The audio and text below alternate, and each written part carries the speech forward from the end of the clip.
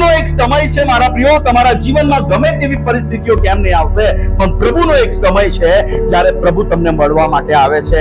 જ્યારે તમે મુસીબત, જ્યારે તમે સમસ્યામાં હો છો, ત્યારે પરમેશ્વર તમને મળે છે. હાલેલુયા. પરંતુ અહીંયા એક બાબતને આપણે જોવા માંગીએ છીએ મારા પ્રિયો, વચન અનુસાર આપણે જ્યારે જોઈએ છે, ત્યારે અય્યુબના જીવનની અંદર જ્યારે સમસ્યા આવી, અય્યુબ 2:8 ની અંદર જ્યારે આપણે વાંચીએ છીએ મારા પ્રિયો, કે તે રાખની અંદર બેઠો, એના જીવનમાં પરિસ્થિતિ ખરાબ આવી, એના શરીરની અંદર ફોલ્લા પડ્યા અને ચાંદા પડી ગયા. અને બાઇબલ બતાવે છે કે એ ચાંદા એટલા બધા ભયંકર હતા આખા શરીરની અંદર કે તેને રાખોડાથી તેને રાખોડો લગાવવો પડ્યો, એને ખંજરવું પડ્યું, અને એવી પરિસ્થિતિની અંદર તે બેઠો હતો. હાલેલુયા.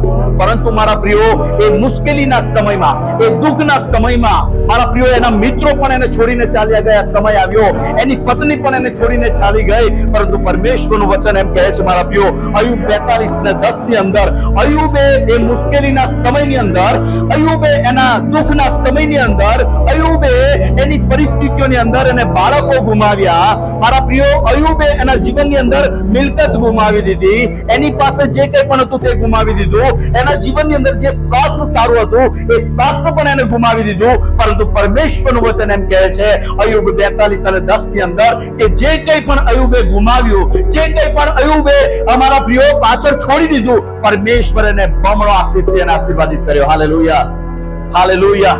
કેમ મારા પ્રિયો? પ્રભુએ એની મુલાકાત લીધી, પ્રભુએ એની સાથે સંપર્ક કર્યો, પરમેશ્વર એવી પરિસ્થિતિઓની અંદર એની સાથે આવ્યો. હાલેલુયા.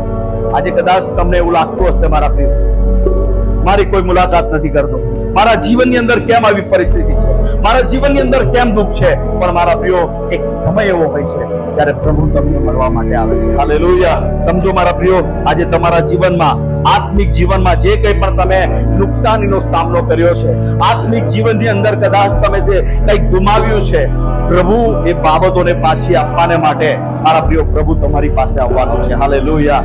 આજે પ્રભુ તમારી મુલાકાત કરશે મારા પ્રિયો. હાલેલુયા.